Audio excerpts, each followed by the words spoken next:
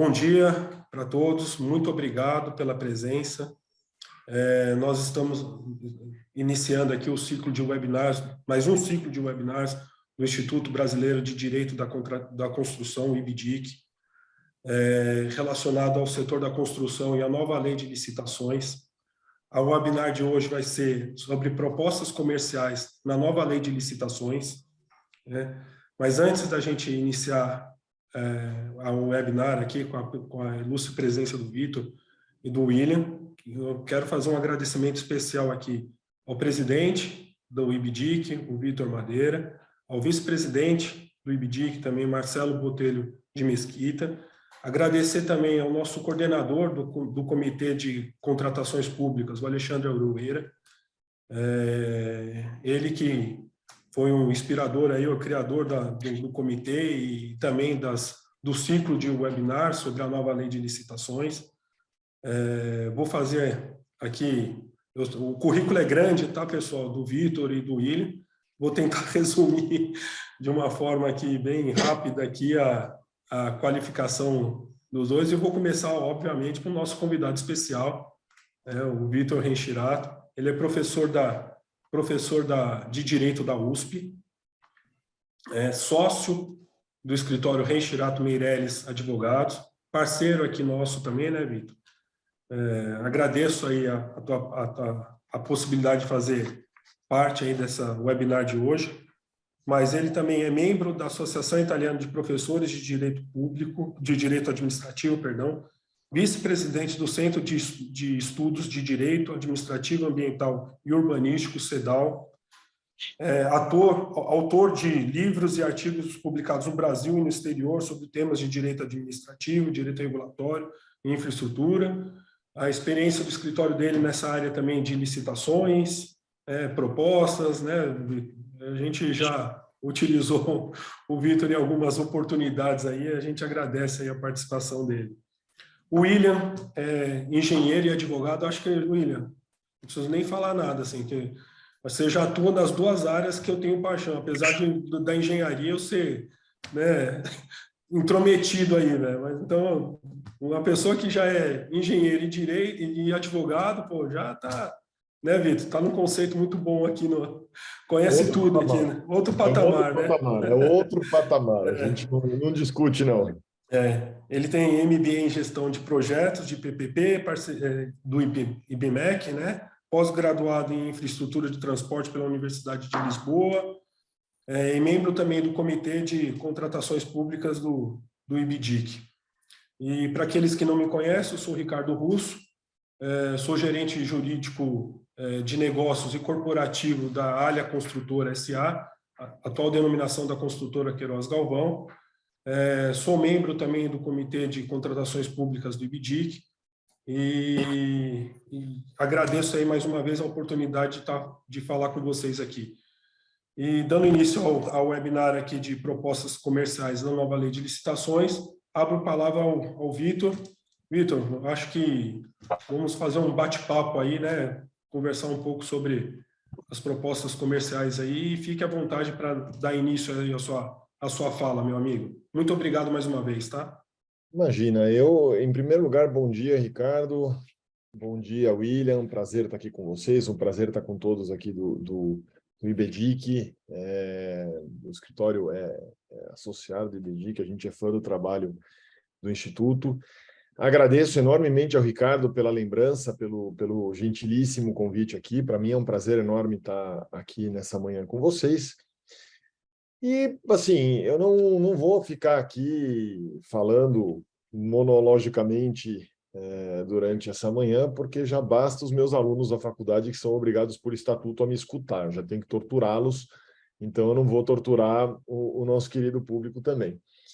Eu vou aqui lançar alguns pontos que me parecem interessantes na nova lei.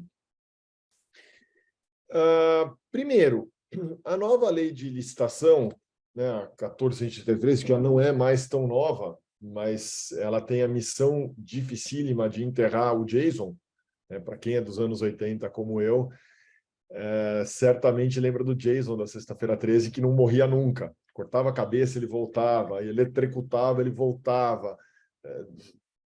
passava um trator por cima, ele voltava. A 8666 é mais ou menos o Jason, né? A gente tenta enterrar, ela volta. A gente tenta enterrar, ela volta. A gente tenta enterrar, ela volta. A gente terminou semana passada no escritório uma licitação que o edital dizia expressamente: esse edital é regido pela 8666, edital aberto em setembro, né? Ou seja, é mais fácil enterrar o Jason do que enterrar o 8666.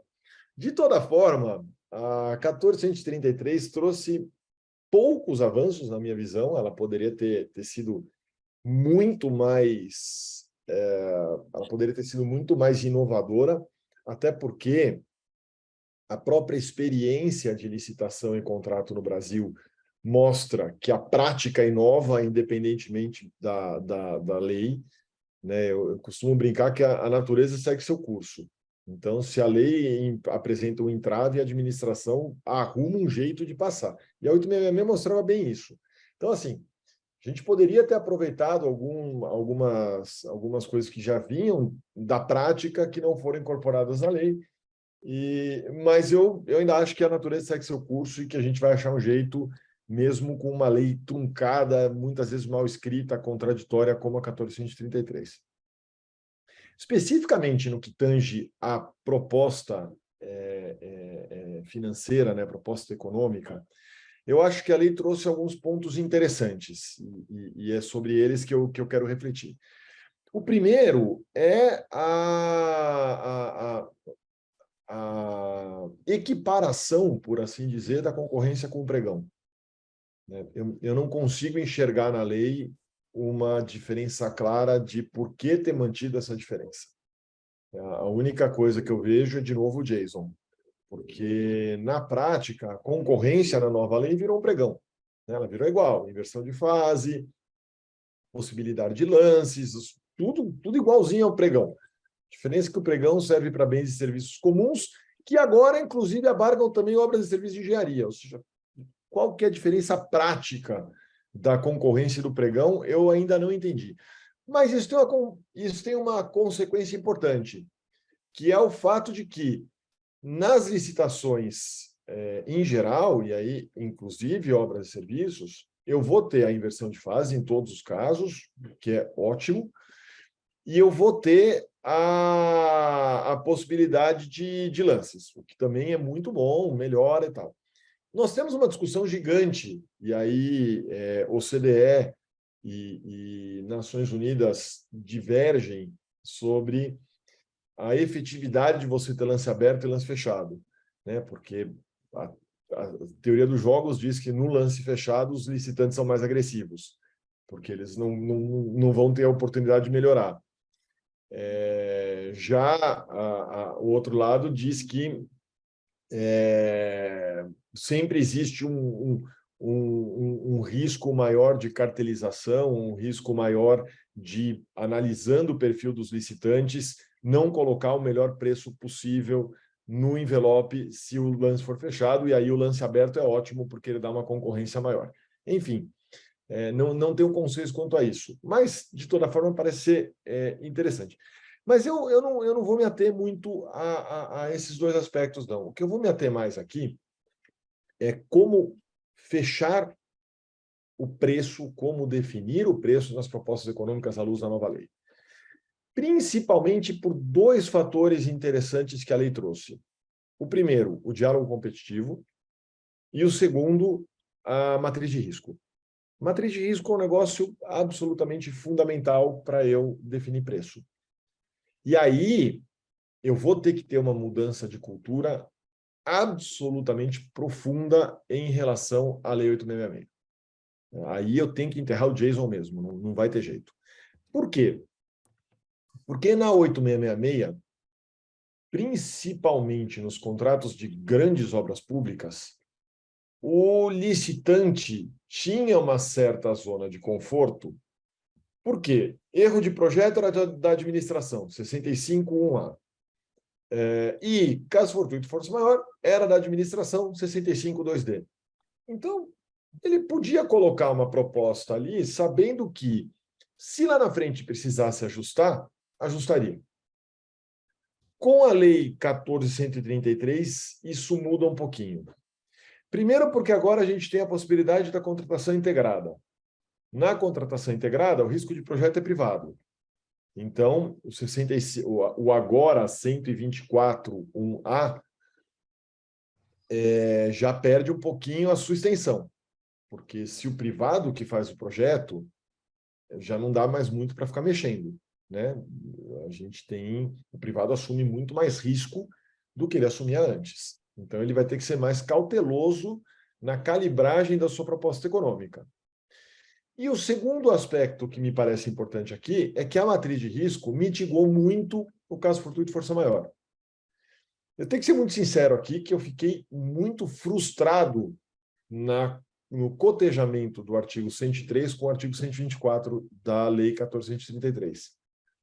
Porque quando a lei fala no 103 da matriz de risco, ela me passou uma mensagem de que teríamos, de fato, uma matriz de risco. Passo uma linha para lá, para cá, risco aconteceu aqui, risco aconteceu ali, revejo equilíbrio econômico-financeiro, não revejo equilíbrio econômico-financeiro. Extremamente objetivo. Mas não foi bem isso. Não foi bem isso porque foi mantido o 124.1A. Então, a administração ainda tem um risco enorme de erros de projeto, que a gente sabe que acontece porque a administração contrata projeto, com perdão do termo, nas coxas. Ela contrata rápido, ela contrata mal. Só para dar um dado aqui para vocês, na Alemanha, o prazo de gestação médio de uma grande obra pública é de 39 meses. No Brasil, esse prazo é de 11 meses. Ou seja, a administração não estuda o que ela quer contratar. Ela não estuda. Ela contrata um projeto ali que é feito normalmente na casa de um professor de engenharia, com um programinha de computador lá. O cara não sabe se a vazão do rio comporta a fundação que ele está colocando. O cara não sabe se o solo é aquele mesmo que ele está estimando. O cara não sabe um monte de coisa. E aí, no fim do dia, o que acontece é que o projeto que foi contratado não responde minimamente pela obra. Isso deveria ser coibido pela lei. Não foi.